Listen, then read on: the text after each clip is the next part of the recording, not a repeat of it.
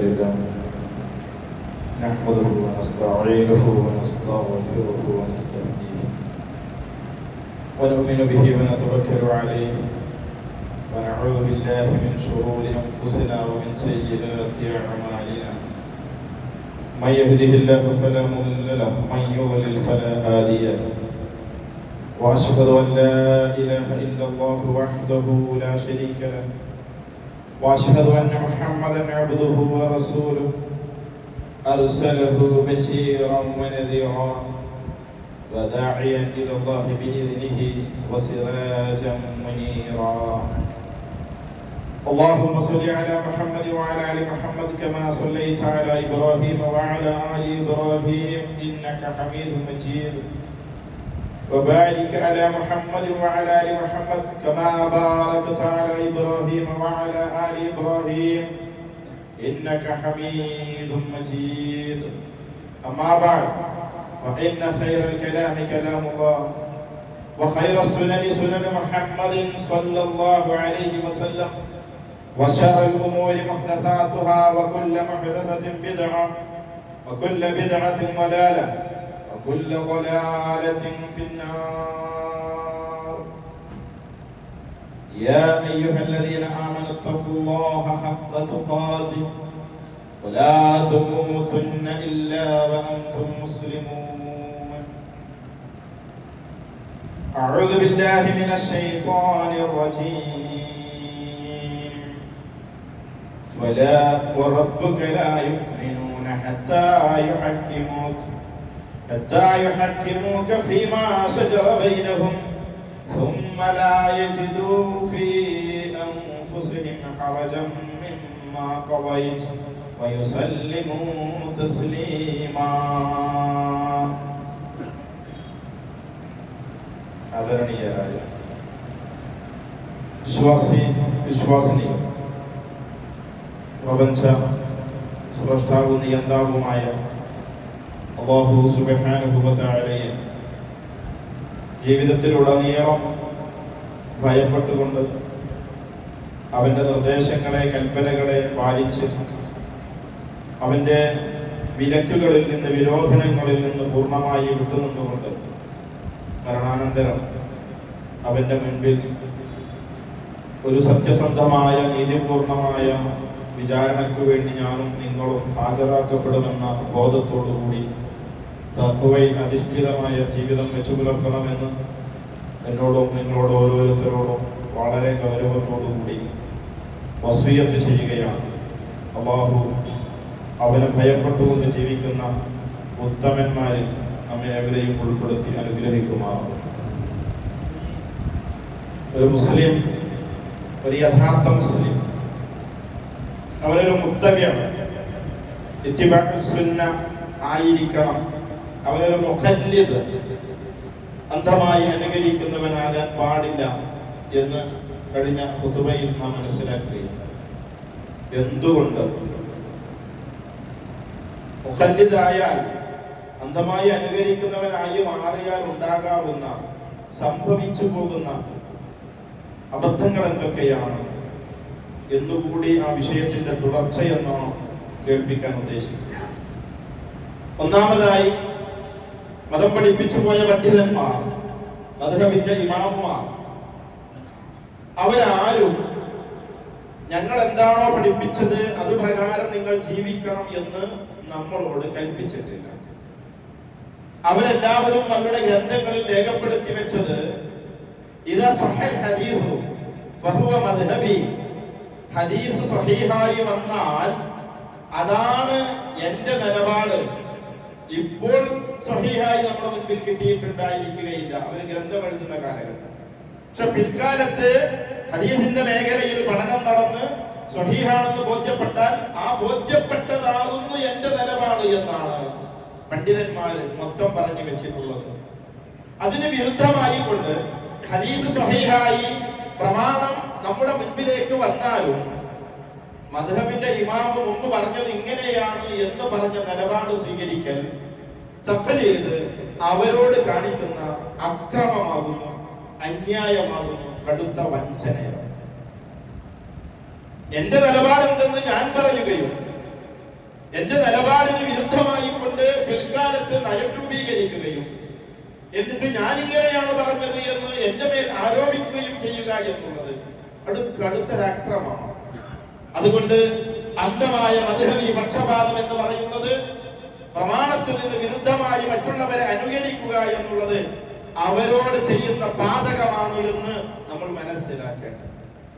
രണ്ട്, പ്രവാചകൻ സ്വല്ലല്ലാഹു അലൈഹി വസല്ലമ അല്ലാത്ത മറ്റ് ആരുടെയും വാക്കുകൾ അത് പൂർണ്ണമായും ശരിയാവുകയില്ല, ആവാതിരിക്കണം. ഒരാളുടെ അഭിപ്രായം പറഞ്ഞാൽ അത് ശരിയായിരിക്കാം ദീനിനോട്, അത് ദീനിനോട് എതിർപ്പുള്ളതായിരിക്കും. ഏതെങ്കിലും ഒരു പണ്ഡിതനെ മാത്രം, ഏതെങ്കിലും ഒരു മദ്ഹബിനെ മാത്രം തഖ്ലീദ് ചെയ്ത് മുന്നോട്ട് പോയാൽ ആ പണ്ഡിതന്റെ വാക്കുകളിൽ സംഭവിച്ചു പോകുന്ന അബദ്ധങ്ങളെ ഇദ്ദേഹം പിന്തുണക്കുന്ന അവസ്ഥയും അതിനനുസരിച്ചുകൊണ്ട് ഇയാൾ ദീൻ ചെയ്യുന്ന ഒരവസ്ഥയും ഉണ്ടാകും. പ്രവാചകന്റെ വാക്കിൽ മാത്രമാണ് അബദ്ധങ്ങളില്ലാത്തത്. അത് വിശുദ്ധ ഖുർആൻ പറഞ്ഞതാണ്.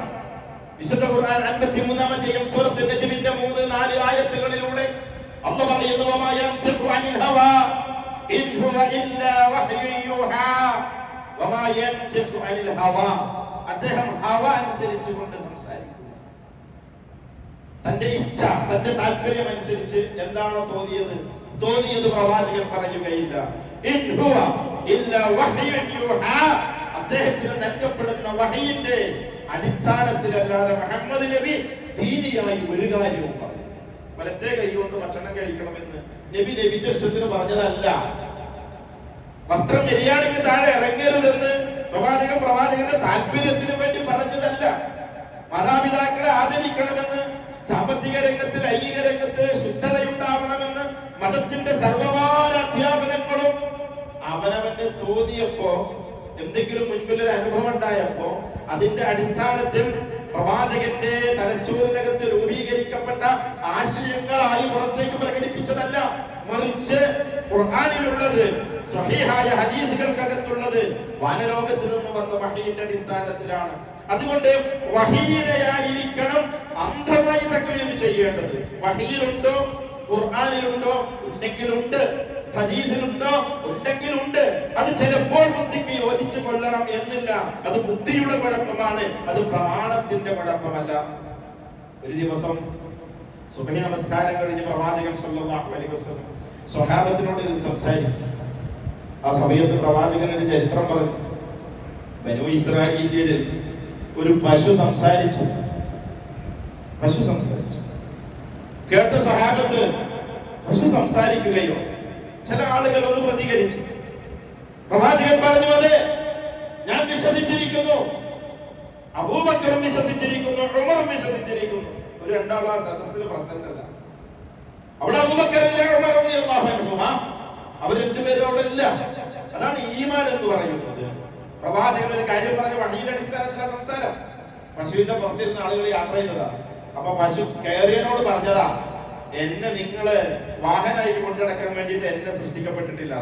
ആ സംഭവം മറ്റൊരു സംഭവമായി ചേർത്തുകൊണ്ട് റസൂൽ പഠിപ്പിച്ചു. അതുകൊണ്ട് തന്നെ പ്രവാചകാധ്യാപനങ്ങളെ അന്ധമായി നമ്മൾ അനുകരിക്കേണ്ടതുണ്ട്. എന്നാൽ മനുഷ്യരുടെ ആരാമട്ടെ ഒരാളുടെയും അഭിപ്രായങ്ങൾ അന്ധമായി സ്വീകരിക്കുക എന്നത് ആ പ്രവാചകനോട് മറ്റൊരാളെ തുല്യപ്പെടുത്തുന്നതിന് സമമാണ്. അവിടെയാണ് പ്രശ്നം. ഒരുവിധ അബദ്ധങ്ങളും സംഭവിക്കാത്ത വാചകങ്ങൾ പ്രവാചകന്റേത് മാത്രമാണ്. അതുപോലെയാണ് മറ്റൊരു പണ്ഡിതന്റേത് എന്ന് പറയുന്നത്. പ്രവാചകന്റെ മർത്തബയിലേക്ക്, ആ സ്ഥാനത്തേക്ക് അദ്ദേഹത്തെ ഉയർത്തിക്കൊണ്ടുവരലാം അത് സംഭവിക്കുവാൻ പാടുള്ള.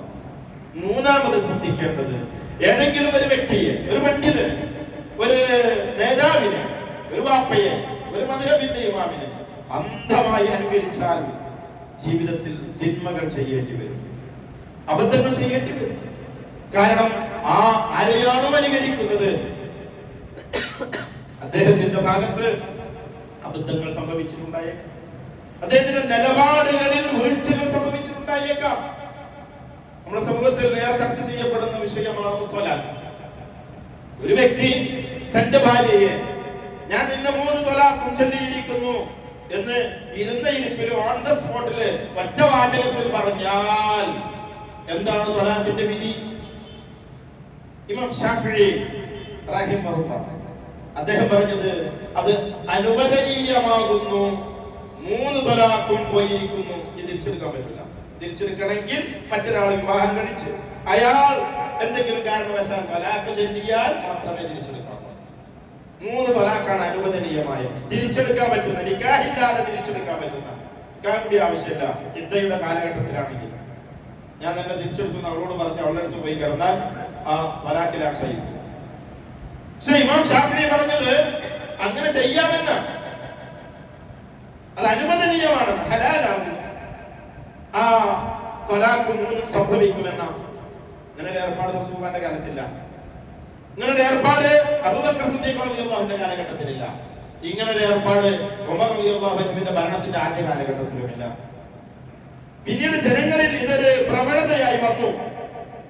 തൊട്ടതിനും പിടിച്ചതിനും ഒക്കെ ദേഷ്യം വരുമ്പോ 3 ത്വലാഖും ഒന്നിച്ചു ചെല്ലുന്ന അവസ്ഥ, ഒരു പണിഷ്മെന്റ്. എന്നാ ശരി, 3 ത്വലാഖും സംഭവിച്ചിരിക്കുന്നു എന്ന് ഉമർ റളിയല്ലാഹു അൻഹു ഭരണപരമായ ഓർഡർ ഇട്ടു. ആയത്തല്ല, ഹദീസല്ല, ഭരണ നടപടി. ജനങ്ങളെ അത്തരം ഒരു തിന്മ ജനങ്ങൾ ആവർത്തിക്കാതിരിക്കാൻ, ആ സ്വഭാവ ജനങ്ങളിൽ ഇല്ലാതിരിക്കാൻ അദ്ദേഹം ചെയ്ത ഒരു ഭരണപരമായ തീരുമാനമായിരുന്നു. അലി ഇബ്നു അബീ ത്വാലിബ് റളിയല്ലാഹു അൻഹു ഭരണകാലഘട്ടത്തിൽ അത് തിരുത്തി പിൻവലിച്ചു. ഉമർ റളിയല്ലാഹു ആ ഓർഡറിനെ അലി റളിയല്ലാഹു അൻഹു പിൻവലിക്കേണ്ടായി. അദ്ദേഹത്തിന്റെ ഭരണകാലത്ത് ആ നടപടിക്രമം ഉണ്ടായിരുന്നില്ല. ഇമാം ഷാഫിഈ പറയുന്നത് അനുവദനീയമാണെന്ന്, 3 ത്വലാഖും സംഭവിക്കുമെന്ന്. മറ്റു 3 മദ്ഹബുകൾ, ഇമാം മാലിക്കിന്റെ മദ്ഹബും ഹനഫി മദ്ഹബും ഹംബലി മദ്ഹബും പ്രകാരം ഹറാമാകുന്നു, അങ്ങനെ ചെയ്യാൻ പാടില്ല. ചെയ്താലോ 3 ത്വലാഖും സംഭവിച്ചിരിക്കുന്നു. ചെയ്യൽ ഹറാമാകുന്നു, ചെയ്താൽ 3 ത്വലാഖും സംഭവിക്കുമെന്ന മറ്റു 3 മദ്ഹബുകളുടെയും വിധി. ഇത് രണ്ടും നിലപാടിൽ അബദ്ധം സംഭവിച്ചു. ഇത് രണ്ടും 4 മദ്ഹബുകളിൽ അതാണ് ഞാൻ സൂചിപ്പിച്ചത്. 3ാമത്തെ പ്രശ്നം, ആളുകൾ തിന്മ ചെയ്യും, 3 ത്വലാഖ് ചൊല്ലും, എന്നിട്ട് മദ്ഹബിനെ അന്ധമായി പിന്തുണക്കുന്ന ആളുകൾ ത്വലാഖ് പോയിരിക്കുന്നു, അവൾക്കും തിരിച്ചു വരാൻ ആഗ്രഹമുണ്ട്, അവനും തിരിച്ചു വരാൻ ആഗ്രഹമുണ്ട്. ഇസ്ലാം ആ പക്ഷത്താ. ഇസ്ലാം ത്വലാഖിനെതിരാണ്. ആവശ്യമായി വന്നാൽ, അനിവാര്യമായി വന്നാൽ ചെയ്യാം. എന്നിട്ട് തിരിച്ചെടുക്കണമെന്ന് ചോദിയാൽ ഇദ്ദയുടെ കാലഘട്ടത്തിലാണെങ്കിൽ ത്വലാഖ് നിക്കാഹ് പോലും ഇല്ലാതെ തിരിച്ചെടുക്കാൻ അനുവാദം നൽകിയ മതമാണ് ഇസ്ലാം. ലളിതമായ, ഏറ്റവും മാന്യതയുള്ള, ഏറ്റവും സുഭദ്രമായ ഒരു നിലപാടാണ് നിക്കാഹിന്റെയും ത്വലാഖിന്റെയും വിഷയത്തിൽ ഇസ്ലാം സ്വീകരിച്ചിട്ടുള്ളത്. സ്വഹാബികളിൽ അബ്ദുല്ലാഹി ഇബ്നു സുബൈർ ഇബ്നു അവാമിനെ പോലെയുള്ള, അബ്ദുല്ലാഹി ഇബ്നു മസ്ഊദിനെ പോലെയുള്ള പ്രഗൽഭരായ സ്വഹാബകൾ അവര് ഹറാമാകുന്നു, ചെയ്യാൻ പാടില്ല എന്ന വിധി. എന്നാൽ ചെയ്താലോ ഒറ്റ ത്വലാഖ് സംഭവിക്കും. സ്വഹാബികളിൽ പൂർവികരായ സ്വഹാബികളുടെ നിലപാടുണ്ട്. അതിന് വിരുദ്ധമായി മദ്ഹബി പണ്ഡിതന്മാരുടെ നിലപാടുണ്ട്. ഏതെങ്കിലും ഒരു മദ്ഹബിനെ മാത്രമായി അന്ധമായി തഖ്ലീദ് ചെയ്താൽ അവൻ ഇത്തരത്തിലുള്ള അബദ്ധങ്ങൾ നിർവഹിക്കുന്നവൻ, ചെയ്യുന്നവനായി മാറും എന്ന് നമ്മൾ മനസ്സിലാക്കേണ്ടതാണ്. 4, അന്ധമായി അനുകരിക്കുവാൻ, വിധിയെ പൂർണ്ണമായി സ്വീകരിക്കുവാൻ നമ്മൾ ബാധ്യതപ്പെട്ടത് പ്രവാചകനോടാണ് എന്ന് വിശുദ്ധ ഖുർആൻ നമുക്ക് നേരെ നമ്മെ പഠിപ്പിക്കുന്നു. സൂറത്തുൽ നിസാഇന്റെ 65ാമത്തെ ആയത്തിലൂടെ ഖുതുബയുടെ തുടക്കഭാഗത്ത് ഞാൻ നിങ്ങളെ കേൾപ്പിച്ച വചനം, ഫലാ വറബ്ബിക്, നിന്റെ റബ്ബ് തന്നെയാണ് സത്യം. വിശുദ്ധ ഖുർആനിൽ അല്ലാഹുവെ തൊട്ടുകൊണ്ട് സത്യം ചെയ്യുന്ന ഒരേ ഒരു ആയത്ത്. അല്ലാഹ് വശംസി വൽ ഖമരി എന്നൊക്കെ പറഞ്ഞ് സൂര്യനെ തൊട്ട് ചന്ദ്രനെ തൊട്ട് ഒരുപാട് സത്യം ചെയ്യലുകൾ. അല്ലാഹുവെ തന്നെയാണ് സത്യം. വിഷയത്തിന്റെ ഗൗരവമാണ് സൂചിപ്പിക്കുന്നത്. എന്താ പറയുന്നത്? ലാ യുമിനൂൻ, നിങ്ങൾ വിശ്വാസികളായി ആവുകയില്ല, ഒരാളുടെ വിശ്വാസം പൂർണ്ണമാവുകയില്ല. ഹത്താ യുഹക്കിമുക ഫീമാ ശജറ ബൈനഹും ثم لا يجدوا في انفسهم حرجا مما قضيت ويسلموا تسليما. ഒരു വിഷയത്തിൽ വിധി തീർപ്പ് കൽപ്പിക്കാൻ പ്രവാചകനെ വിധികർത്താവാക്കുകയും ആ പ്രവാചകൻ വിധിച്ചതെന്തോ ആ വിധിച്ചത് സമ്പൂർണ്ണമായി യുസല്ലിമു തസ്ലീമ, സമ്പൂർണ്ണമായി കീഴടങ്ങുകയും ചെയ്യുന്നത് വരെ ലാ യുമിനൂൻ, നിങ്ങളുടെ ഈമാൻ ശരിയാവുകയില്ല എന്ന് റബ്ബിക്, നിന്റെ റബ്ബ് തന്നെയാണ് സത്യം എന്ന് പറഞ്ഞുകൊണ്ട് സൂറത്തുൽ നിസാഇൽ അല്ലാഹു സുബ്ഹാനഹു വ തആല പറയുന്നു. വിധിയിൽ അന്തിമമായി തീരുമാനമെടുക്കേണ്ടത് പണ്ഡിതന്മാരുടെ നിലപാടുകളെയോ സാദാത്യങ്ങളുടെ കുബറായികളുടെ നിലപാടുകളെയോ അല്ല. ഹദീസിനകത്ത് എന്ത് വന്നോ, പ്രവാചകൻ എന്ത് വിധി പറഞ്ഞുവോ ആ വിധിയെ ആയിരിക്കണം സ്വീകരിക്കേണ്ടത്. 5ാമതായി, ഏതെങ്കിലും ഒരു മദ്ഹബിന്റെ നേതാവിനെ അന്ധമായി ഒരുത്തൻ പിന്തുടർന്നാൽ, തഖ്ലീദ് ചെയ്താൽ ധാരാളം സുന്നത്തുകൾ ജീവിതത്തിൽ നിന്ന് നഷ്ടപ്പെട്ടു. ഹദീസുകളിലൂടെ പഠിപ്പിക്കപ്പെട്ട ധാരാളം ഹദീസുകൾ, സുന്നത്തുകൾ, ആ സുന്നത്തുകൾ മദ്ഹബിന്റെ പണ്ഡിതന്മാരുടെ അടുക്കലേക്ക് ആ ഹദീസുകൾ എത്താത്ത കാലഘട്ടം, ആ കാലഘട്ടത്തിൽ അവർ വിധി പറഞ്ഞിട്ടുണ്ട്. ആ വിധികൾക്കകത്ത് ആ സുന്നത്തുകൾ കാണാൻ സാധ്യമല്ല. റസൂലുള്ളാഹി സ്വല്ലല്ലാഹു അലൈഹി വസല്ലം നമസ്കരിക്കുമ്പോൾ ഇമാമായി നിൽക്കുമ്പോൾ സൂറത്തുൽ ഫാത്തിഹ, ഇമാം ബുഖാരി ദാറഖുത്നി രേഖപ്പെടുത്തുന്ന ഹദീസിൽ കാണാം, അബൂ ഹുറൈറ റളിയല്ലാഹു അൻഹു പറയുകയാണ്, റസൂലുള്ളാഹി പറഞ്ഞിട്ടുണ്ട്, ഇദാ ഫാസ മിൻ ഖിറാഅത്തി ഉമ്മിൽ ഖുർആൻ റഫഅ സൗതഹു. റസൂലുള്ളാഹി സ്വല്ലല്ലാഹു അലൈഹി വസല്ലമ നമസ്കാരത്തിൽ ഉമ്മുൽ ഖുർആൻ സൂറത്തുൽ ഫാത്തിഹ പാരായണം ചെയ്തു കഴിഞ്ഞാൽ റഫഅ സൗതഹു, അവിടുത്തെ ശബ്ദം ഉയർത്തുമായിരുന്നു. വഖാല ആമീൻ. റസൂലുള്ളാഹി ഉറക്കെ ഓതി നിസ്കരിക്കുക, ഫാത്തിഹ ഓതുക, അതുവരെ ഓതിയതിനേക്കാൾ സൗണ്ട് കൂട്ടിയിട്ട് ആമീൻ എന്ന് റസൂലുള്ളാഹി പറയാറുണ്ടായി. അത് റസൂലുള്ളാഹിയുടെ ഫിഅല കണ്ട അബൂ ഹുറൈറ റളിയല്ലാഹു അൻഹു പഠിപ്പിക്കുക. ഇമാം ബുഖാരി രേഖപ്പെടുത്തുന്ന ഹദീസിൽ കാണാം, അന്ന നബി സല്ലല്ലാഹു അലൈഹി വസല്ലം ഖാൽ, റസൂലുള്ളാഹി പറഞ്ഞിട്ടുണ്ട്, ഇദാ അമ്മനൽ ഇമാം, ഇമാം ആമീൻ എന്ന് പറഞ്ഞാൽ ഫഅമ്മിനു, നിങ്ങൾ ആമീൻ എന്ന് പറയണം. ഫഇന്നഹു മൻ വാഫഖ തഅ്മീനുഹു തഅ്മീനുൽ മലായിക ഗഫറ ലഹു മാ തഖദ്ദമ മിൻ ദംബിഹി. നിങ്ങൾ ആമീൻ പറയുന്നതിന്റെ കൂടെ മലക്കുകളും ആമീൻ പറയുന്നുണ്ട്. ഇമാം ആമീൻ പറയണം, ഓക്കേ, അതിന്റെ കൂടെ മുഅ്മിനുകൾ കേട്ടാൽ പറയണം. ആ മലായികത്തുകൾ ആ സമയത്ത് ആമീൻ പറയും. ഈ ആമീന് യോജിച്ചു വന്നാൽ നിങ്ങൾ മുമ്പ് ചെയ്തു പോയ പാപങ്ങളൊക്കെ പൊറുക്കപ്പെടും. ഹനഫി മസ്ജിദ് എന്ന് പറയുന്ന ചില പള്ളികളുണ്ട്. ഹനഫി മദ്ഹബിനെ ഡിപെൻഡ് ചെയ്ത് തഖ്ലീദ് ചെയ്ത് ജീവിക്കുന്ന പള്ളി. അവിടെ ചെന്നാൽ ആമീൻ പറയുന്നു, ഇമാം ആമീൻ പറയുന്നത് നിങ്ങൾക്ക് കേൾക്കാൻ കഴിയില്ല, മഅ്മൂമുകൾ ആമീൻ പറയുന്നത് നിങ്ങൾക്ക് കേൾക്കാം. എന്താ കാരണം? എന്താ? അദ്ദേഹത്തിന്റെ അടുക്കൽ ഈ ഹദീസ് എത്തിയില്ല. അതിന്റെ അടിസ്ഥാനത്തിൽ അദ്ദേഹം ഹുക്ം പറഞ്ഞു. അദ്ദേഹത്തിന് ഒരുവിധ അബദ്ധവും സംഭവിച്ചിട്ടില്ല. അദ്ദേഹം ജീവിച്ചിരുന്ന കാലഘട്ടത്തിന്റെ പോരായ്മയായി 4 മദ്ഹബുകളിൽ അവസാനത്തെ മദ്ഹബ് അഹ്മദ് ഇബ്നു ഹംബലിന്റെ ഹംബലി മദ്ഹബ്. ആ ഇമാം അഹ്മദ് ഇബ്നു ഹംബൽ ഹദീസ് ക്രോഡീകരിച്ച ഇമാം ബുഖാരിയുടെ ഉസ്താദാണ്. 4 മദ്ഹബുകളുടെ പൂർണ്ണത കൈവരിച്ചതിന് ശേഷമാണ് ഹദീസുകൾ ഇമാം ബുഖാരി മുസ്ലിം ജീവിക്കുന്ന കാലഘട്ടം കഴിഞ്ഞ ഖുതുബയിൽ ഞാൻ സൂചിപ്പിക്കുകയുണ്ടായി. അതുകൊണ്ട് തന്നെ സ്വാഭാവികമായി സംഭവിച്ചു പോകുന്ന കാര്യങ്ങളാണ് ഇത്തരത്തിലുള്ള വിഷയങ്ങൾ. മാലിക്കി മദ്ഹബ് ആളുകൾ കൈ ഇങ്ങനെ കെട്ടാതെ നമസ്കരിക്കുന്നതാണ്. അടുത്ത സമയത്ത് ഒരു വർഷം മുമ്പ് പള്ളി ആവശ്യം ഒമാനിലേക്ക് പോയപ്പോൾ അവിടെ ഇബാദി മദ്ഹബ് അബ്ദുല്ലാഹി ഇബ്നു ഇബാദ് അത്തൈമി എന്ന് പറയുന്ന മുആവിയ റളിയല്ലാഹു അൻഹുവിന്റെ സേവകനായിരുന്ന വ്യക്തി, അദ്ദേഹത്തിന്റെ പേരിൽ അറിയപ്പെടുന്ന മദ്ഹബ്. നമസ്കരിക്കുമ്പോൾ കൈ കെട്ടാറില്ല, തക്ബീർ കാവത്ത് വിളിക്കുന്നത് കേൾക്കാറില്ല, ആമീൻ പറയാറില്ല. അഹ്ലുസുന്നയുടെ ലോകം ഇബാദി മദ്ഹബിനെ ഇസ്ലാമിൽ നിന്ന് ആദ്യമായി പുറത്തേക്ക് പോയ ഖവാരിജികളിലേക്കാണ് അസ്ല് ബന്ധിപ്പിക്കാറുള്ളത്. അഹ്ലുസുന്നത്ത് വൽ ജമാഅത്ത് പുറത്തുപോയ സംഘം എന്നാണ് ആ സംഘത്തെ സംബന്ധിച്ച് പറയാറ്. അത്രമാത്രമുള്ള വ്യതിയാനങ്ങൾ ഹദീസിന്റെ മേഖലയിൽ, നിലപാടിന്റെ മേഖലയിൽ നമുക്ക് കാണാൻ സാധിക്കും. റസൂലുള്ളാഹി സ്വല്ലല്ലാഹു അലൈഹി വസല്ലം നമസ്കരിക്കുമ്പോൾ കൈ കെട്ടാതെയായിരുന്നു നിന്നിരുന്നത്. ഇമാം മാലിക് അങ്ങനെ ചെയ്യുന്നു, അതുകൊണ്ട് ഞാൻ ഇങ്ങനെ ചെയ്യുന്നു. അബൂ ഹനീഫ റഹിമഹുല്ലാഹ് അദ്ദേഹം ഇങ്ങനെയാണ് കൈ കെട്ടിയിരുന്നത്. അദ്ദേഹം അന്നുണ്ടായിരുന്ന രാഷ്ട്രീയപരമായ വിപ്ലവങ്ങളുടെ പ്രശ്നങ്ങളുടെ പേരിൽ ഭരണകൂടത്തിന്റെ ഭാഗത്ത് നിന്ന് ശക്തമായ മർദ്ദനങ്ങൾ സഹിച്ചുകൊണ്ട് കൈ ഉയർത്താൻ കഴിയാതെ പ്രയാസപ്പെടുന്ന അവസ്ഥ അദ്ദേഹത്തിന്റെ ജീവിതത്തിന്റെ അന്ത്യകാലഘട്ടത്തിൽ ഉണ്ടായിട്ടുണ്ട്. അതുകൊണ്ട് ഇമാം ഇങ്ങനെ നിന്നു. ഇമാം ഇങ്ങനെ നിന്നതുകൊണ്ട് ഞാനും ഇങ്ങനെ നിന്നു. ആ നിലപാട് ഒരു വിശ്വാസിക്കുണ്ടാകാൻ പാടുള്ളതല്ല. അത്തരം നിലപാടുകൾ സ്വീകരിച്ചു കഴിഞ്ഞാൽ സുന്നത്തുകൾ അവന്റെ ജീവിതത്തിൽ നിന്ന് ഒന്നൊന്നായി നഷ്ടപ്പെടും എന്ന് നമ്മൾ മനസ്സിലാക്കുക. ശാഫി മദ്ഹബ് പ്രകാരം പെരുന്നാൾ ദിവസം ഈദ് നമസ്കാരം നിർവഹിക്കേണ്ടത് പള്ളിയിൽ വെച്ചു ഈദ് മുസല്ലയിലേക്ക്, ഈദ്ഗാഹിലേക്ക് പോകാൻ പാടുള്ളതല്ല. മദ്ഹബിനെതിരാ. പ്രവാചകന്റെ സുന്നത്തോ, പ്രവാചകൻ സല്ലല്ലാഹു അലൈഹി വസല്ലമ പ്രത്യേകമായ ആഹ്വാനങ്ങൾ നൽകിയത് ഇവരിൽ വെച്ച് ധാരാളമായി പല സന്ദർഭങ്ങളിലായി നമ്മൾ മനസ്സിലാക്കി. 6ാമത്തെ പ്രശ്നം, ദുർബലമായ ഹദീസുകൾ. ആ ഹദീസുകൾ തങ്ങളുടെ കൈവശമെത്തുകയും ആ ഹദീസിന്റെ അടിസ്ഥാനത്തിൽ വിധി പറഞ്ഞ പണ്ഡിതന്മാരുണ്ട്. അതുകൊണ്ട് ഏതെങ്കിലും ഒരു മദ്ഹബിനെ അന്ധമായി അനുകരിച്ചാൽ ആ വിദഗ്ധായി മാറുന്ന മതത്തിലേക്ക് പുതുതായി കടന്നു വരുന്ന കർമ്മങ്ങൾ നിർവഹിക്കുന്ന ആളുകളായി തീരുന്ന അവസ്ഥ. എന്താ വിദഗ്ധത്തിന്റെ അവസ്ഥ? കുല്ലു വിദഗ്ധത്തിൻ ളലാല വകുല്ലു ളലാലത്തിൻ ഫിന്നാർ.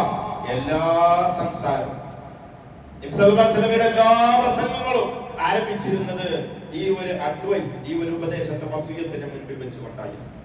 പ്രവാചകൻ പഠിപ്പിക്കാത്ത ദീനിയായ കാര്യങ്ങൾ അത് ജീവിതത്തിൽ ഒരിക്കലും ഉണ്ടാവാൻ പാടില്ല. പണ്ഡിതന്മാരുടെ കൗലുകളിലൂടെ അത് നമ്മിലേക്ക് വന്നെത്താനുള്ള സാധ്യതയുണ്ട്. അതിനെ അടച്ചു കളയണമെങ്കിൽ അന്ധമായ തഖ്ലീദിൽ നിന്ന് നമ്മൾ മോചിതരാവേണ്ടതുണ്ട്. ഏഴാമതായി, ഈ സമൂഹത്തില് ഉമ്മത്തില് ഭിന്നിപ്പുണ്ടാവും. കക്ഷികളായി പിരിഞ്ഞു. അത് പിരിഞ്ഞു പോവുകയല്ല വേണ്ടത്, ഐക്യം ഉണ്ടാവുകയാണ്. അങ്ങനെ ഒരു ഭിന്നിപ്പുണ്ടായാൽ എന്ത് നിലപാട് സ്വീകരിക്കണം? റസൂലുള്ളാഹി പറയുന്നു, അബൂദാവൂദ് രേഖപ്പെടുത്തുന്ന സ്വഹീഹായ ഹദീസ്, ഫഇന്നഹു മൻ യഅ്ശ് മിൻകും ബഅദി ഫസയറ ഇഖ്തിലാഫൻ കസീറ. നിങ്ങളിൽ ആരെങ്കിലും എനിക്ക് ശേഷം ജീവിച്ചു കഴിഞ്ഞാൽ ധാരാളം അഭിപ്രായ വ്യത്യാസങ്ങൾ മതത്തിൽ നിങ്ങൾക്ക് കാണാൻ സാധിക്കും. ഫഅലൈക്കും ബിസുന്നതി വസുന്നതി الراشدين المهديين വസുന്നതി الخلفاء المهديين الراشدين. അങ്ങനെ അത്തരമൊരു അവസ്ഥയുണ്ടായാൽ നിങ്ങൾ എന്റെ സുന്നത്തിനെ പിൻപറ്റണം. എന്റെ സച്ചരിതരായ ഖുലഫാഉർ റാഷിദുകളുടെ നിലപാടുകളെയും, അതെ പ്രവാചകൻ നദി പഠിച്ച ഖുലഫാഉർ റാഷിദുകൾ നേർക്ക് നേരെ മതത്തിൽ തെളിവില്ലാത്ത വിഷയങ്ങളിൽ അവർ ഇജ്മാഇലെത്തിയിട്ടുണ്ടെങ്കിൽ ആ ഇജ്മാഇനെയും സ്വീകരിക്കാമെന്ന് പ്രവാചകന്റെ വാചകത്തിൽ നമുക്ക് മനസ്സിലാക്കാൻ സാധിക്കും. നിങ്ങൾ എന്റെ സുന്നത്തിനെ അണപ്പല്ല് കൊണ്ട് കടിച്ചു മുറുകെ പിടിക്കണം. എപ്പോ സമൂഹത്തിൽ ഭിന്നിപ്പുണ്ടായാൽ, സമൂഹത്തിൽ രണ്ടഭിപ്രായം ഉണ്ടായാൽ പ്രവാചകന്റെ ഹദീസ് എന്തെന്ന് പരിശോധിച്ച് അങ്ങോട്ട് മടങ്ങി അവിടെ ജമാഅത്തിനെ, അഹ്ലുസുന്ന വൽ ജമാഅ, ആ ജമാഅത്തിനെ ശക്തിപ്പെടുത്തേണ്ടതുണ്ട്. പക്ഷേ ആളുകൾ മദ്ഹബുകളിലേക്ക് പോയാൽ എന്താണ് സംഭവിക്കുക? ഓരോരുത്തർ ഓരോ മദ്ഹബായാൽ ജമാഅത്ത് അല്ല ഉണ്ടാവുക, മറിച്ച് പരസ്പരം ഫിർഖത്ത്, അവര് വ്യത്യസ്ത കക്ഷികളായി ഭിന്നിപ്പിന് കാരണമായി തീരുക. ഭിന്നിപ്പുണ്ടാകും, അത് അടച്ചു കളയണം. പരിഹാരമാർഗം സുന്നത്താണ് എന്ന് പ്രവാചകൻ പഠിപ്പിക്കുമ്പോൾ ഭിന്നിപ്പിന് കാരണമായി തീരുന്ന തഖ്ലീദ്, അന്ധമായ അനുകരണത്തിലേക്ക് സമൂഹം പോകുന്നു. അത് ഉണ്ടാകുവാൻ പാടുള്ളതല്ല. എട്ടാമതായി ഗുരുതരമായ ഒരു പ്രശ്നം, ഒരാളെ മാത്രം അനുകരിക്കുക. എന്റെ ഉസ്താദ് ഇങ്ങനെയാണ് പഠിപ്പിച്ചിട്ടുള്ളത്, ഞാൻ ഇങ്ങനെയാണ്. അതോടുകൂടി അയാൾ വിശുദ്ധ ഖുർആൻ, പ്രവാചകന്റെ ഹദീസുകൾ പഠിക്കുന്നത് അവസാനിച്ചു. പിന്നെ അവർക്കൊന്നും പഠിക്കേണ്ട ആവശ്യമില്ല. എപ്പോഴാണ് ഖുർആൻ പഠിക്കേണ്ടി വരിക? ഖുർആനിലുള്ളത് എന്താ ശരിയെന്ന് പരിശോധിക്കും. ഒരു അഭിപ്രായ വ്യത്യാസം ഉണ്ടായാൽ, ദീനിലെ വ്യത്യസ്തമായ നിലപാടുകൾ കാണുമ്പോൾ ശരിയെന്ന നിലപാട് സ്വീകരിക്കണമെങ്കിൽ ഖുർആൻ പഠിക്കണം. ആ ഖുർആനിലെ ആയത്തിൽ റസൂൽ നൽകിയ വിശദീകരണമായ ഹദീസ് പഠിക്കണം. ഇത് രണ്ടും പഠിക്കുന്നത് തടയപ്പെടുന്ന സാഹചര്യമാണ് അന്ധമായ തഖ്ലീദിലൂടെ സംഭവിക്കുന്നത് എന്ന ഒരു തിരിച്ചറിവ് നമുക്കുണ്ടായിരിക്കും. ഇതൊക്കെ പറയുമ്പോൾ ചില ആളുകൾക്ക് തോന്നും, മദ്ഹബിന്റെ വീക്ഷണങ്ങളിൽ എങ്ങനെ തെറ്റ് സംഭവിക്കുക? മദ്ഹബിന്റെ യുവാക്കന്മാർക്ക് തെറ്റോ? ഹദീസ് കിട്ടിയിട്ടില്ലേ? 5 ലക്ഷം ഹദീസ്, 7 ലക്ഷം ഹദീസ് ഇമാം ഷാഫി മനപ്പാടാക്കി. ശരിയാണ്. 5 ലക്ഷം 7 ലക്ഷം ഹദീസുകൾ ഇമാം ഷാഫിയെ പോലെയുള്ള മറ്റു മദ്ഹബിന്റെ ഇമാമുമാരൊക്കെ മനപ്പാടാക്കിയ ഒരു ഹദീസ് പഠിപ്പിച്ചത്. അതിന്റെ അർത്ഥം എല്ലാം അവർക്ക് കിട്ടി എന്നല്ല, കിട്ടാത്തത്. അവർക്ക് മാത്രമല്ല, സഹാബാക്കൾക്ക് കിട്ടാത്തത്. ഈ ഉമ്മത്തിലെ ഏറ്റവും ഉത്തമന്മാർ സഹാബത്ത്. എല്ലാ സഹാബികളും ദീനിലെ 100% ഇൽമുള്ളവരും ഹദീസ് പഠിച്ചവരായിരുന്നു. അല്ല, ഇപ്പൊ ഞാനിങ്ങനെ സംസാരിക്കുക, ആരെപ്പത് കേട്ടത്? ഉള്ളവര് കേട്ടു. ഈ പള്ളിയിൽ നിന്ന് ഹാജരുള്ളവൻ കേട്ടു, അപ്പുറത്തെ പള്ളിയിൽ പോയാലോ ഈ വിവരം കേട്ടിട്ടില്ല. അത് റസൂലുള്ളാഹിന്റെ സദസ്സിലുണ്ടായി. റസൂലുള്ളാഹി പള്ളിയിൽ നിന്ന് വഹി വരുമ്പോ മിമ്പറിന്റെ പടിയിലേക്ക് വന്നിട്ട് അവിടെ ഇരിക്കും. വീട്ടിൽ നിന്ന് ഇങ്ങോട്ട് വരും, മിമ്പറിന്റെ സ്റ്റെപ്പിൽ അവിടെ ഇരിക്കും. റസൂലുള്ളാഹി ആയത്തിൽ ഓതിക്കൊടുക്കും. ആരെ കേട്ടത്? അപ്പൊ പള്ളിയിൽ ഹാജരുള്ളവൻ കേട്ടു. നമ്മള് മദ്യത്തിന്റെ ആയത്തിറങ്ങിയ ചരിത്രം കേട്ടു. അബൂ ദുജാന റളിയല്ലാഹു അൻഹു മദ്യഷാപ്പ് നടത്തിയത്. അവിടുത്തെ സെർവന്റ് ആയിരുന്നു അനസ് ബിൻ മാലിക് റളിയല്ലാഹു അൻഹു. മദ്യം ഒഴിച്ചു കൊടുക്കുന്ന ആളായിരുന്നു. അപ്പോഴാ പുറത്ത് ശബ്ദം കേൾക്കുന്നത്. അനസ പുറത്തുനിന്നോ സൗണ്ട് കേൾക്കുന്നുണ്ടോ പോയി നോക്കാം. അപ്പോഴേ ഈ ആയത്ത് ഇറങ്ങിയ വിവരം അറിഞ്ഞ ആള് അങ്ങാടി കൂടെ ഇങ്ങനെ വിളിച്ചു പറയാം. അപ്പൊ ആരെ കേട്ടത്? അങ്ങാടിന്ന് കേട്ടു. കേട്ടവർ കേട്ടു, അറിഞ്ഞവർ അറിഞ്ഞു, പഠിച്ചവർ പഠിച്ചു, അറിയാത്തവരൊന്നും അറിഞ്ഞില്ല. ഉമർ ഇബ്നു ഖത്താബ് റളിയല്ലാഹു അൻഹുവിന്റെ ഭരണകാലഘട്ടം, തന്റെ വീടിന്റെ വാതിലിൽ വന്ന് ഇങ്ങനെ മുട്ടുക ഒരു സഹാബി. അസ്സലാമു അലൈക്കും. ഉമർ ശബ്ദം കേട്ട് പ്രതികരിച്ചില്ല. ഉള്ളിൽ തിരക്കിലെന്തോ പണിയാ. ആവശ്യമുണ്ടെങ്കിൽ പ്രതികരിച്ചാൽ മതി. ഒരാൾ അവനവന്റെ വീട്ടിൽ സ്വസ്ഥമായിട്ട് ഇരിക്കുമ്പോ പുറത്തുനിന്നൊരാൾ വന്ന് കാളിമ്പല്ല് അടിച്ച വേണമെങ്കിൽ തുറന്നു കൊടുത്താൽ മതി. അതാ ഇസ്ലാമിന്റെ നിയമം. അവനവന് പേഴ്സണൽ ആയിട്ട് എന്തെങ്കിലും തിരക്കുണ്ടെങ്കിൽ തുറന്നോളം നിർബന്ധമൊന്നുമില്ല. ഈ ചെയ്യുന്ന പണി പൂർത്തിയാക്കിയിട്ട് വാതിലോർക്കാന്ന് വിചാരിച്ചു. അദ്ദേഹം വീണ്ടും സലാം പറഞ്ഞു. മൂന്നാമതും സലാം പറഞ്ഞു. എന്നിട്ട് ഉമർ തന്റെ പണി കഴിഞ്ഞിട്ട് വന്ന് വാതിലോർ നോക്കുന്നുണ്ട്. ആളിങ്ങനെ നടന്നു പോകണം. വിളിച്ചു വരുത്തി. എന്താ പോയി ചോദിച്ചു.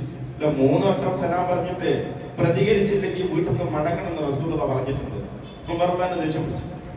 അങ്ങനെ റസൂലുള്ളാഹി പറഞ്ഞിട്ടുണ്ടോ? ഞാൻ അറിഞ്ഞിട്ടില്ലല്ലോ. ഞങ്ങളുടെ കൂട്ടത്തില് എല്ലാവർക്കും അറിയാം. സാക്ഷ്യം കൊണ്ടുവരാൻ വേണ്ടി പറഞ്ഞു. കൃത്യമായ സാക്ഷിയെ ഹാജരാക്കിയിട്ടില്ല എങ്കിൽ വേദനിപ്പിക്കും ഞാൻ അടിച്ചിട്ട് എന്ന് ഉമർ പറയണ്ടായി. ഇഷ്ടംപോലെ സാക്ഷി. ആ ഹദീസ് ധാരാളം ആളുകൾ കേട്ടു. പക്ഷെ ഉമർ റളിയല്ലാഹു ആ ഹദീസ് കേട്ടിരുന്നില്ല എന്ന് നമ്മൾ മനസ്സിലാക്കി. ഇങ്ങനത്തെ ധാരാളം സംഭവങ്ങൾ സ്വഹാബിമാർ അവരറിയാതെ പോയ, പ്രവാചകന്റെ സദസ്സിലില്ലാത്ത സന്ദർഭങ്ങളിൽ അവരറിയാതെ പോയ ധാരാളം സംഭവങ്ങൾ ഉണ്ടായിരുന്നു. ഇതിന്റെ ഒരു തുടർച്ചയാണ് മദ്ഹബിന്റെ ഇമാമുമാർ. അവർ ധാരാളം പഠിച്ചിട്ടുണ്ട്. ഏതെങ്കിലും ഒരു മദ്ഹബിന്റെ ഇമാമിന് ഏതെങ്കിലും ഒരു വിഷയം അദ്ദേഹത്തിന്റെ മുൻപിലേക്ക് വന്നെത്തിയില്ല എന്നതുകൊണ്ട് ഒരു ഹദീസ് കിട്ടി. ഹദീസ് കിട്ടിയതിനു ശേഷം അത് സഹീഹാണ് എന്ന് അദ്ദേഹത്തിന് ബോധ്യപ്പെട്ടില്ല. കിട്ടാതിരിക്കാം, ഹദീസ് സഹീഹാണെന്ന് ബോധ്യപ്പെടാതിരിക്കാം, പലതും സംഭവിക്കും. ഇങ്ങനെയൊക്കെ സംഭവിച്ചു കഴിഞ്ഞാൽ അവരൊരു നിലപാട് സ്വീകരിച്ച് ആ നിലപാടിൽ അബദ്ധമുണ്ടെങ്കിൽ റസൂലുള്ളാഹി സ്വല്ലല്ലാഹു അലൈഹി വസല്ലം പറഞ്ഞിട്ടുണ്ട്, ഒരു ഹാക്കിം ഒരു വിധി പറയും, മതവിധി നൽകുന്ന ഒരു വ്യക്തി അദ്ദേഹം ഇജ്തിഹാദ് നടത്തി, ഗവേഷണം നടത്തി ഒരു കാര്യം പറഞ്ഞ് ശരിയോട് യോജിച്ചാൽ അദ്ദേഹത്തിന് 2 പ്രതിഫലമുണ്ട്. ഒരു ഹാക്കിം ഇജ്തിഹാദ് നടത്തി ഒരു മതവിധി നൽകി, ആ വിധിയിൽ അബദ്ധം സംഭവിച്ചു, അദ്ദേഹത്തിന് പറ്റിയത് അബദ്ധം, പറഞ്ഞത് അബദ്ധമായി പോയി, അദ്ദേഹത്തിന് 1 പ്രതിഫലമുണ്ട്. അത് മതത്തെക്കുറിച്ച് ചിന്തിച്ചതിനും പഠിച്ചതിനുള്ള പ്രതിഫല. അബദ്ധം പറ്റിയതിനെ പിന്തുണക്കേണ്ട ബാധ്യത നമ്മിൽ ആരും മതം ഏൽപ്പിച്ചിട്ടില്ല എന്ന് മനസ്സിലാക്കുക. ഇതെങ്ങനെ കേൾക്കുമ്പോ സാധാരണക്കാരൊക്കെ എന്താ ചെയ്യാം? മദ്ഹബിന്റെ എല്ലാ ഇമാമുമാരെ കിതാബ് എടുത്ത് വായിച്ച് പഠിച്ച് ഹദീസിനായിട്ട് കമ്പയർ ചെയ്ത് ഖുർആൻ കമ്പയർ ശരിയെന്ന് പഠിക്കാൻ പറ്റുമോ? പഠിക്കാൻ പറ്റുന്നവനൊക്കെ പഠിക്കണം. ഇതാണ് അടിസ്ഥാനം. ഇതാണ് ഏറ്റവും ബാക്കി നിൽക്കുന്നത്. ബാക്കിയൊക്കെ തീരുന്നതാ. ദുനിയാവിന് എത്ര ഇൽമ് നേടുന്നുണ്ട്, എന്നിട്ട് അവസാനിക്കും, എപ്പോഴും അവസാനിക്കും. എന്റെ കൂടെ പ്രബോധന രംഗത്ത് സജീവനായിരുന്ന നമ്മുടെ പ്രവർത്തകൻ പട്ടാമ്പിക്കാരൻ ഇന്നലെ രാത്രി 9 മണിക്ക് നമ്മൾ വിട്ടുപിരിക്കും. ധാരാളം വർഷങ്ങൾ തൗഹീദി പ്രബോധന രംഗത്ത് സേവനം അനുഷ്ഠിച്ച വ്യക്തി. അല്ലാഹു സുബ്ഹാനഹു വ തആല പുറത്തു കൊടുക്കുമാറാവട്ടെ. ഇങ്ങനെ പോകും ഓരോരുത്തരായിട്ട് 10 മണിക്ക് രാവിലെ മയ്യത്ത് നമസ്കരിക്കാൻ പോലും സാധിക്കാതെ. ഇതാണ് വിധി മനുഷ്യന്റെ. ഇതിങ്ങനെ സംഭവിച്ചുകൊണ്ടേയിരിക്കും. ഈ കിതാബ് തിരിയാത്ത സാധാരണക്കാരെ എന്ത് ചെയ്യണം? അല്ലാഹു സുബ്ഹാനഹു വ തആല വിശുദ്ധ ഖുർആൻ സൂറത്തുൽ നഹലിന്റെ 43-ാമത്തെ ആയത്തിലൂടെ പഠിപ്പിച്ചിട്ടുണ്ട്. ഫസ്അലൂ, നമ്മൾ ചോദിക്കണം. അഹില ദിക്റിന്റെ ആളുകളോട് നിങ്ങൾക്ക് വിവരമില്ലെങ്കിൽ വിവരമുള്ളവരോട് ചോദിച്ചിട്ട് ഇസ്ലാമിലെ വിശ്വാസ കാര്യങ്ങളെ സ്വീകരിക്കാവൂ, ഇസ്ലാമിലെ കർമ്മകാര്യങ്ങളെ സ്വീകരിക്കാവൂ, ഇസ്ലാമിലെ മുഴുവൻ അധ്യാപനങ്ങളെയും സ്വീകരിക്കാവൂ. കണ്ടത് സ്വീകരിക്കരുത്, കേട്ടത് സ്വീകരിക്കണം. ഖുർആൻ പറഞ്ഞതാ വിവരങ്ങളോട് ചോദിക്കണം. ഇന്നലെ ഒരു സഹോദരി വിളിച്ചിരുന്നു, വീട് കൂടാൻ പോവുക തലശ്ശേരി. ഒരുപാട് കാര്യങ്ങൾ കാണാണ്ട്, ഓരോരുത്തരും അതും ഇതൊക്കെ പറയണ്ട്. ഖുർആൻ കയ്യെ പിടിച്ച് പെരേക്ക് കയറണം, പെരന്റെ 4 മൂലയ്ക്ക് നിന്ന് ബാങ്ക് വിളിക്കണം, ആദ്യമായി തയ്യാറാക്കുന്നത് പാല് തിളപ്പിച്ച് തൂവണം. ഇതിന് ഏതൊക്കെ ശരി ഏതൊക്കെ തെറ്റ് ചോദിക്കണം. അറിയണോട് ചോദിച്ച് പഠിക്കണം. അത് തനിക്ക് നസീഹത്തോടുകൂടി തന്റെ ആഖിറത്തിന് നന്മ ഉപദേശിച്ചു തരും എന്ന് ബോധ്യമുള്ളവരോട് ചോദിക്കണം. തന്നെ ചൂഷണം ചെയ്തുകൊണ്ട് ജീവിക്കുന്ന മതപുരോഹിതന്മാരോട് ചോദിക്കാൻ പാടില്ല. അവർ ബോധണ്ട. അതിനുള്ള തിരിച്ചറിവെങ്കിലും വേണം. ആരോടാ ചോദിക്കേണ്ടത്, ആരോടാ ചോദിക്കാൻ പാടില്ലാത്തത് എന്ന തിരിച്ചറിവെങ്കിലും നമ്മിലുണ്ടാവേണ്ടതാണ്. ആ മേഖലയിലേക്ക് ഞാൻ കിടക്കുന്നില്ല. അനാചാരങ്ങൾ, അത് വീട് കൂടലായിരുന്നാലും ജനനമായിരുന്നാലും മരണമായിരുന്നാലും സമൂഹത്തിൽ ധാരാളം തിന്മകൾ, അനാചാരങ്ങളുണ്ട്. ഏതാ ശരി തെറ്റ് പഠിക്കാനും അന്വേഷിക്കാനും സമയം കണ്ടെത്തുക. അന്ധമായ തഖ്ലീദിൽ നിന്ന് പൂർണ്ണമായി മുക്തരാവുക. പ്രവാചകന്റെ സുന്നത്തിനെ ഇത്തിബാഅ് ചെയ്യുന്നവരായി തീരുക. അല്ലാഹു സുബ്ഹാനഹു വ തആല തൗഫീഖ് നൽകി അനുഗ്രഹിക്കുമാറാകട്ടെ.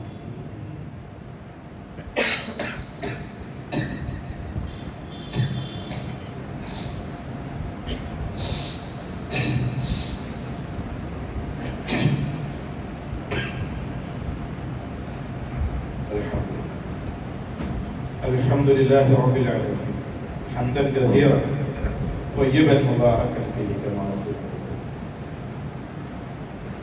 والصلاة والسلام الأتمان الأكملان خاتم الأنبياء والمرسلين محمد آله وصحبه أجمعين. يا أيها الناس أوصيكم وإياي ثانيا بتقوى الله. സഹോദരി സഹോദരന്മാരെ, റബ്ബിനെ സൂക്ഷിച്ച് ജീവിക്കണം ഒരിക്കൽ കൂടി ഓർമ്മപ്പെടുത്തുന്നു. ഈ ഒരു വിഷയസംബന്ധമായി ഇവിടെ അവസാനിപ്പിക്കുമ്പോൾ പൂർവികരായ ആധുനികരായ സലഫി ലോകത്തെ അഹ്ലുസുന്നത്തി വൽ ജമാഅയുടെ പണ്ഡിതന്മാർ നമ്മളോട് ധാരാളം വസിയത്തുകൾ ഈ വിഷയത്തിൽ നൽകി. ഒന്ന് രണ്ട് കാര്യങ്ങൾ മാത്രം കേൾപ്പിക്കുകയാണ്. ഇബ്നുൽ ഖയ്യിം, ശൈഖുൽ ഇസ്ലാം ഇബ്നുൽ ഖയ്യിം റഹിമഹുല്ലാഹ് അദ്ദേഹം പറയുകയാണ്, കുൻ ഫിൽ ജാനിബിൽ ലദി ഫീഹി അല്ലാഹു വറസൂലുഹു. നീ അല്ലാഹു അവന്റെ റസൂലും ഏതൊരു ഭാഗത്താണോ ഉള്ളത് അവിടെ ആയിരിക്കണം നീ ഉണ്ടായിരിക്കണം. വഇൻ കാന الناس كلهم في جانب آخر, സർവ്വ മനുഷ്യരും മറ്റൊരു ഭാഗത്താണ്. അഥവാ ഖുർആനും സുന്നത്തിനും എതിരായ നിലപാടിലാണ് മുഴുവൻ മനുഷ്യന്മാർ. ഖുർആനും സുന്നത്തും പറയുന്ന അല്ലാഹു റസൂൽ വേറൊരു ഭാഗത്താണ് എങ്കിൽ നീ റബ്ബിന്റെയും അവന്റെ റസൂലിന്റെയും ഭാഗത്ത് ചേർന്ന് നിൽക്കണം എന്ന് ഇബ്നുൽ ഖയ്യിം റഹിമഹുല്ലാഹ് വസിയത്ത് ചെയ്തു. قال إمام الشافعي رحمه الله إذا وجدتم لرسول الله صلى الله عليه وسلم سنة فاتبعوها. അല്ലാഹുവിന്റെ റസൂലിന്റെ സുന്നത്തിനെ നീ കണ്ടാൽ ഫത്തബിഉഹാ, നീ അതിനെ പിന്തുടരേണ്ടതുണ്ട്. വലാ തൽതഫിതു ഇലാ ഖൗലി അഹദിൻ, മറ്റൊരാളുടെ വാക്കിലേക്ക് നീ ചാഞ്ഞു പോകാൻ പാടില്ല. ഖാല ശൗകാനി റഹിമഹുല്ലാഹ് إن التقليد للمذهب لم يحدث إلا بعد انقراض خير القرون ثم الذين يلونهم ثم الذين يلونهم. ഏറ്റവും ഉത്തമമായ നൂറ്റാണ്ടെന്ന് പ്രവാചകൻ പഠിപ്പിച്ച ഒന്നാം നൂറ്റാണ്ടിൽ, രണ്ടാം നൂറ്റാണ്ടിൽ, മൂന്നാം നൂറ്റാണ്ടിൽ, ആദ്യ തലമുറയിൽ സ്വഹാബത്തിൽ തബീഇകളിൽ തബഅ താബികളിൽ ഇല്ലാത്ത പുതുതായി ഉണ്ടായ ഒരു സ്വഭാവമാണ് മദ്ഹബുകളെ പിന്തുണക്കുക, തഖ്ലീദ് ചെയ്യുക എന്നുള്ളത്. അത് നിന്നിൽ ഉണ്ടാകാൻ പാടില്ല എന്ന്. قال الشوكاني رحمه الله أيضا فإن هذه المذاهب إنما أحدثها عوام المقلدة لأنفسهم من دون أن يؤذن بها الإمام من الأئمة المجتهدين. പരിശ്രമശാലികളായിരുന്ന ഗവേഷണ പടുക്കളായിരുന്ന മുൻകാലക്കാരായ പണ്ഡിതന്മാർ, ആ പണ്ഡിതന്മാരിൽ ഒരാൾ പോലും അനുവാദം കൊടുക്കാത്ത വിഷയമാണ് ആ പണ്ഡിതന്മാരുടെ വാക്കുകളെ അന്ധമായി തഖ്ലീദ് ചെയ്യുക എന്നുള്ളത്. ഇത്തരത്തിലുള്ള വാചകങ്ങൾ പൂർവികരായ ഇമാം ശൗകാനിയുടെയും അതുപോലെ തന്നെ ഇബ്നു ഹജറിന്റെയും ഒക്കെ ആ വാചകങ്ങൾ നമുക്ക് കാണാൻ സാധിക്കും. ആധുനികനായ സലഫി ലോകത്തെ ഹദീസ് മുഹദ്ദിസായിരുന്ന ഹദീസ് പണ്ഡിതൻ ഇമാം അൽബാനി റഹിമഹുല്ലാഹ് അദ്ദേഹം പറയുന്നു, നദൂർ മഅ ദലീൽ ഹത്താ ദാ, നാം ദലീലിന്റെ കൂടെ ചുറ്റിത്തിരിയും, തെളിവിന്റെ കൂടെ. തെളിവ് എവിടെ കറങ്ങുന്നുവോ അതിന്റെ കൂടെ ചേർന്ന് നിന്ന് നാമും കറങ്ങും. വലാ നതഅസ്സു ലിൽരിജാലി വലാ നൻഹാസു ലിഅഹദിൻ ഇല്ലാ ലിൽഹഖ്. നമ്മൾ ഒരിക്കലും ഒരു വ്യക്തിയുടെയും പക്ഷം ചേരുകയില്ല, സത്യത്തിന് വേണ്ടിയല്ലാതെ നമ്മൾ ഒരാളിലേക്കും ചായുകയില്ല. എവിടേക്കും ചായൂല. ഹക്ക് എവിടെ ഉണ്ടോ, ദലീൽ എവിടെ ഉണ്ടോ അതിന്റെ കൂടെ നമ്മളും കറങ്ങുമെന്ന് ഇമാം അൽബാനി റഹിമഹുല്ലാഹ് പണ്ഡിതന്മാരുടെ വാക്കുകളിൽ തഖ്ലീദിനെതിരെയുള്ള വസിയത്തുകൾ, ഉപദേശങ്ങൾ ധാരാളമായി കാണാൻ സാധിക്കും. അതുകൊണ്ട് നമ്മുടെ ജീവിതത്തിന്റെ കാഴ്ചപ്പാടിനെ നമ്മൾ മാറ്റിയെടുക്കേണ്ടതുണ്ട്. ഉപ്പ പറഞ്ഞു, ഉമ്മ പറഞ്ഞു, ഉസ്താദ് പറഞ്ഞു, വാപ്പ ഇങ്ങനെ ചെയ്യുന്നത് കണ്ടു, വല്യപ്പ എങ്ങനെയാണ് ഉപ്പ പറഞ്ഞിട്ടുള്ളത്, ഈ നിലപാടിൽ നിന്ന് മാറി ഖുർആൻ ഇന്നത് പറഞ്ഞു, ഹദീസ് ഇന്നത് പറഞ്ഞു, ആ ഖുർആനും ഹദീസിനെ മുൻപിൽ വെച്ച് തെളിവ് ധരിച്ചുകൊണ്ട് പണ്ഡിതന്മാർ ഇന്നത് പറഞ്ഞിട്ടുണ്ട് എന്ന് പറയുന്ന ഒരു നിലപാടിലേക്ക് നമ്മൾ മടങ്ങേണ്ടതുണ്ട്. അല്ലാഹു സുബ്ഹാനഹു വ തആല ദീൻ അതിന്റെ ദലീലിന്റെ അടിസ്ഥാനത്തിൽ അഹ്കാമുകൾ പഠിച്ച് ജീവിതത്തിൽ പകർത്തി മുന്നേറുന്ന സജ്ജനങ്ങളിൽ അല്ലാഹു നമ്മെ ഏവരെയും ഉൾപ്പെടുത്തി അനുഗ്രഹിക്കുമാറാവട്ടെ. വളരെ ഗൗരവമുള്ള ഒരു കാര്യം സൂചിപ്പിക്കുവാനുണ്ട്. നമ്മുടെ രണ്ട് സഹോദരന്മാർ കൊല്ലം ജില്ലയിലെ കരുനാഗപ്പള്ളിയിൽ നിന്ന് നമ്മെ സമീപിച്ചിട്ടുണ്ട്. അവിടെ ഒരു മെമ്പറിൽ നിന്ന് വിഷയം പറയുന്നത് ആ വിഷയത്തിന് അത്രമാത്രം പ്രാധാന്യമുള്ളത്. അവിടെ ഒരു പള്ളിക്ക് വേണ്ടി 11 സെന്റ് സ്ഥലവും അതിനകത്ത് ഒരു പഴയ വീടും കൂടി അവർ ചേർത്തി വാങ്ങിയിട്ട് ആ വീടിനെ ആൾട്ടർ ചെയ്ത് ഒരു പള്ളിയാക്കി മാറ്റാൻ 10.75 ലക്ഷം രൂപ അവർക്ക് ആവശ്യമാണ്. നവംബർ മാസം 30-ാം തീയതി എഗ്രിമെന്റ് എഴുതിയതായിരുന്നു. പക്ഷെ പൂർത്തീകരിക്കാൻ അവർക്ക് സാധിക്കാതെ പോയിട്ടുണ്ട്. നമുക്കറിയാം തെക്കൻ മേഖലയുടെ അവസ്ഥ. സലഫി പ്രബോധന രംഗത്ത്, തൗഹീദിന്റെ പ്രചാരണ രംഗത്ത് പിറകിൽ നിൽക്കുന്ന ഒരു പ്രദേശത്ത് തൗഹീദിൽ അധിഷ്ഠിതമായി ജീവിക്കുന്ന ഒരു സംഘം ഉണ്ടാവുക, അവർ പള്ളി കേന്ദ്രീകരിച്ച് പ്രബോധന പ്രവർത്തനങ്ങൾക്ക് നേതൃത്വം നൽകുക എന്നുള്ളത് അനിവാര്യമായി ഈ കാലഘട്ടത്തിൽ നിലനിൽക്കേണ്ട ആവശ്യകത. പള്ളി നിർമ്മാണത്തിന്റെ പ്രാധാന്യത്തെ സംബന്ധിച്ചും അതിന്റെ പ്രതിഫലത്തെക്കുറിച്ചൊന്നും എന്റെ സഹോദരന്മാരെ ഓർമ്മപ്പെടുത്തേണ്ടതില്ല എന്ന് വിശ്വസിക്കുന്നവനാണ് ഞാൻ. അതുകൊണ്ട് തന്നെ മുഴുവൻ സഹോദരങ്ങളോട്, എല്ലാവരോടും, ആണ് പെണ്ണ് ചെറുത് വലുത് കുട്ടി എല്ലാം ഉൾപ്പെടെയുള്ള ആളുകളോട് പള്ളി നിർമ്മാണത്തിന്റെ ഈ ഒരു മേഖലയിൽ നിങ്ങൾ എല്ലാവരുടെയും ഒരു കയ്യൊപ്പ്, എല്ലാവരുടെയും പങ്കാളിത്തം, നല്ല നിലക്കുള്ള ഒരു പങ്കാളിത്തം, അവർക്ക് ഒരു സമാധാനം, വളരെ പെട്ടെന്ന് തന്നെ അതിന്റെ രജിസ്ട്രേഷൻ നടപടികൾ പൂർത്തീകരിക്കാൻ പറ്റുന്ന തരത്തിലുള്ള ഒരു സഹായം ഉണ്ടായിരിക്കണം. ഈ മനസ്സിൽ ഇപ്പൊ ആരെങ്കിലും ഉദ്ദേശിച്ച് പണം കൊടുത്തിട്ടില്ലെങ്കിൽ അടുത്ത ഒരാഴ്ചയുടെ ഉള്ളിലോ വളരെ കുറഞ്ഞ സമയത്തിന്റെ ഉള്ളിൽ എത്തിച്ചു കൊടുത്താലും അത് അവർക്ക് എത്തിക്കാനുള്ള സംവിധാനങ്ങൾ ഉണ്ടായി കൊടുക്കാമെന്ന് അല്ലാഹു സുബ്ഹാനഹു വ തആല നമ്മൾക്ക് ഹലാലായ സമ്പത്തിനെ വർദ്ധിപ്പിച്ചു തരുമാറാവട്ടെ. നന്മയുടെ മാർഗത്തിൽ അത് ചെലവഴിക്കാനുള്ള തൗഫീഖ് അല്ലാഹു നമുക്ക് പ്രദാനം ചെയ്യുമാറാവട്ടെ. ജീവിതത്തിൽ എവിടെയൊക്കെ എന്തൊക്കെ ഈ പള്ളിക്കൊക്കെ വേണ്ടി നമ്മുടെ പണി ഏകദേശം പൂർത്തീകരിച്ചുകൊണ്ടിരിക്കുകയാണ്. താഴത്തെ ഫ്ലോർ ഇൻഷാ അല്ലാഹ് വളരെ അടുത്ത ഒരു സമയത്ത് അതിന്റെ ഉദ്ഘാടന കർമ്മവും നമ്മുടെ നമസ്കാരവും അവിടേക്ക് മാറ്റേണ്ടതുണ്ട്. ഞങ്ങൾ കയറാൻ കഴിയാത്ത പ്രായമുള്ള കുറേ ആളുകൾ അവരുടെ ജുമയിൽ നിന്ന് ജമാഅത്തിനൊക്കെ വിട്ടുനിന്നുകൊണ്ടിരിക്കുന്നുണ്ട്. അവരെയൊക്കെ നമ്മൾ പരിഗണിക്കപ്പെടേണ്ടതുണ്ട്. അതിന്റെ പണിയും നമുക്ക് വളരെ പെട്ടെന്ന് പൂർത്തീകരിക്കേണ്ടതുണ്ട്. അതിനൊക്കെ വേണ്ടി ധാരാളം ചെലവഴിച്ച ആളുകളാണ് എന്റെ മുൻപിലുള്ളത്. അല്ലാഹു സുബ്ഹാനഹു വ തആല എല്ലാവരിൽ നിന്നും അതിനെ കബൂൽ ചെയ്യുകയും അർഹമായ പ്രതിഫലം അല്ലാഹു നാളെ യൗമുൽ ആഖിറത്തിൽ നമുക്ക് പ്രദാനം ചെയ്യുകയും ചെയ്യുമാറാവട്ടെ. നമ്മുടെ സഹോദരന്മാർ ധാരാളമായി മരണപ്പെട്ട വാർത്തകൾ വന്നുകൊണ്ടിരിക്കുന്നുണ്ട്. എല്ലാവർക്കും അല്ലാഹു സുബ്ഹാനഹു വ തആല മഗ്ഫിറത്തിനെ പ്രദാനം ചെയ്യുമാറാവട്ടെ. നമ്മുടെ ധാരാളം സഹോദരന്മാർ, ഉമ്മമാർക്ക് വേണ്ടി, മക്കൾക്ക് വേണ്ടി, രോഗികളായ ആളുകൾക്ക് വേണ്ടി സഹോദരന്മാർ വസിയത്ത് ചെയ്തിട്ടുണ്ട്. രോഗം കൊണ്ട് കഷ്ടപ്പെടുന്ന നമ്മുടെ മുഴുവൻ സഹോദരങ്ങൾക്കും അല്ലാഹു സുബ്ഹാനഹു വ തആല ശിഫാഇനെ പ്രദാനം ചെയ്യുമാറാവട്ടെ. അല്ലാഹു എല്ലാവിധ മാരകമായ അസുഖങ്ങളിൽ നിന്ന്, പ്രയാസങ്ങളിൽ നിന്നെല്ലാം അല്ലാഹു നമ്മെ മോചിപ്പിക്കുമാറാവട്ടെ. اللهم اغفر للمؤمنين والمؤمنات والمسلمين والمسلمات الاحياء منهم والاموات انك مجيب الدعوات يا قاضي الحاجات.